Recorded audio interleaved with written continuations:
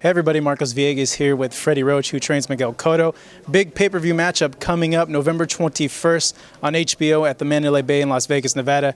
You guys have a very tough challenge ahead of you, a very young, motivated, and strong Canelo Alvarez, but in recent reports and interviews, you feel that you can knock out this guy and you can get it late in the round. Why do you feel that you guys are able to do that in the fight? Well, I think I have the smarter fighter, more intelligent fighter. I know my fighter knows how to break fighters down. He knows how to go to the body early and then take his legs away from him. And by the seventh, eighth round, I think we'll have him about ready to go. And I think I just have a more experienced, smarter fighter, to be honest with you. And Miguel was where he was at one time, but the thing is, Miguel had to learn the process of how to beat guys like this. And his opponent hasn't learned that yet, and I don't think he's that great a fighter. I mean, his last opponent, the fighter, just got out of jail, tough guy, but just, I mean, not a big name to me by any means. And they told me that we fought three nobodies in our comeback fights. I said, well, I don't know. Sergio had bad knees, you guys keep telling me, but he passed every test in the world, and they gave me okay to fight.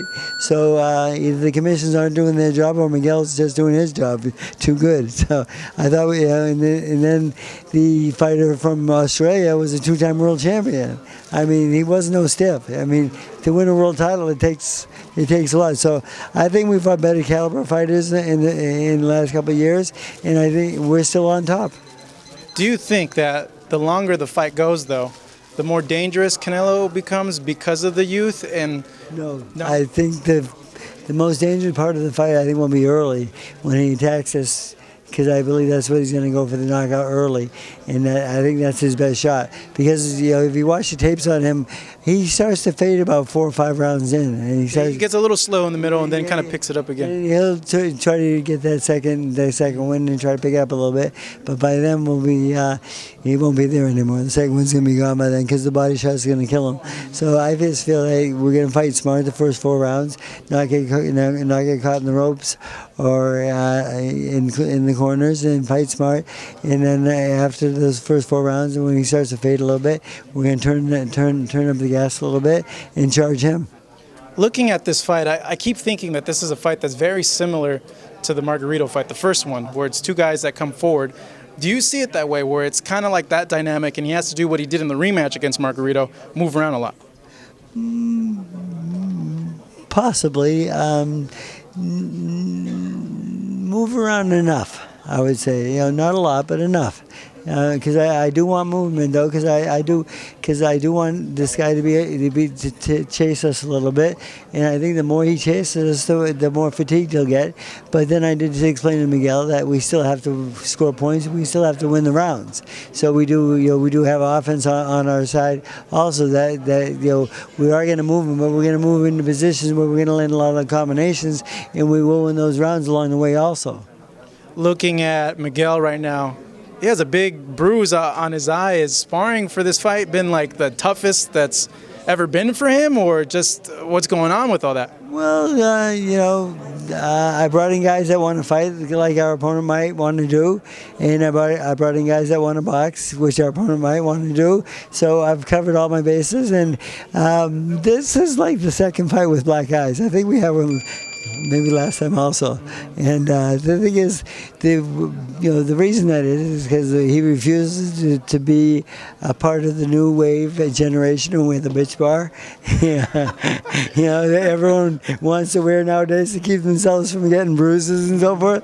But Miguel uses traditional headgear, and we have some good punches and sparring partners. I mean, so the thing is, it's give and take there, and it's getting us to where we want to be, and the learning process is not easy. So the nose isn't busted up. It's not, because given what happened with Manny, I know say he is injured and he goes into this fight. A lot of people are like, hey, this happened last time with Manny. Why didn't you tell him not to go through with the fight? No injuries at all. No, just a little black eye. That's all. I promise you. Yeah. So and he laughs about it and so forth. But because the last fight, the injuries were on his knuckles. Yeah. If you remember, he used to he was at the shopping store playing with a shopping carriage, so he's not allowed to shop anymore. So but we do all the shopping for him now.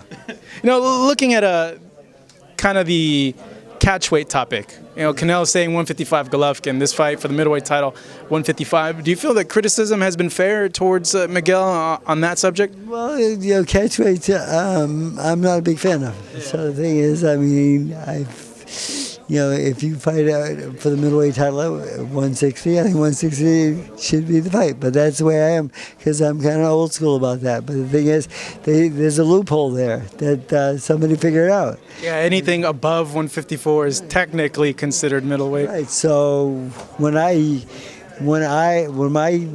team used it against Miguel in the Pacquiao fight, he got pissed off about it. So now he's paying everybody. I think he's paying everybody back. Because it was a loophole that he couldn't get out of, and these guys can't get out of it. So the thing is, it's part of boxing right now. I think they should abolish it. But the thing is, I hope the commissions maybe are strong enough someday to do that. But the thing is, right now, they're not. If he wins this fight and he gives a strong performance, have you spoken to him about, hey, maybe you should just not box anymore, getting a win over a guy like Canelo, or has he mentioned retirement at all to you?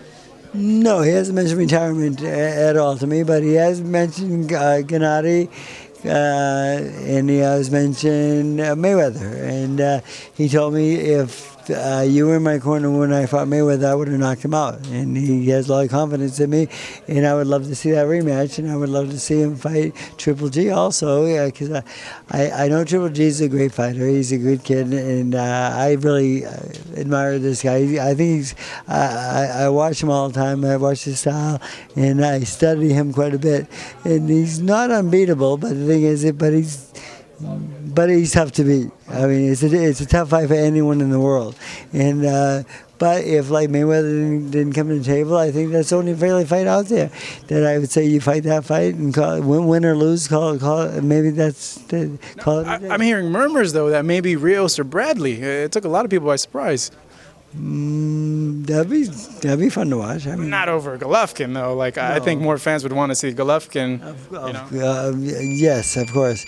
And the thing is, but the thing is, his pay-per-view numbers aren't that high, and it's really, really tough to go put a fighter in the ring with a tough guy like that for a little bit of money. I mean, the thing is, if his pay-per-view numbers were higher, it'd be a lot easier a fight to make, of course. But the thing is, there's another kind of catch thing. How many buys will he get? So will we get more buys than him, or will he get more buys than us? And then it makes the fight more difficult to make. So I mean, it kind of sucks, but that's where we're at right now in boxing.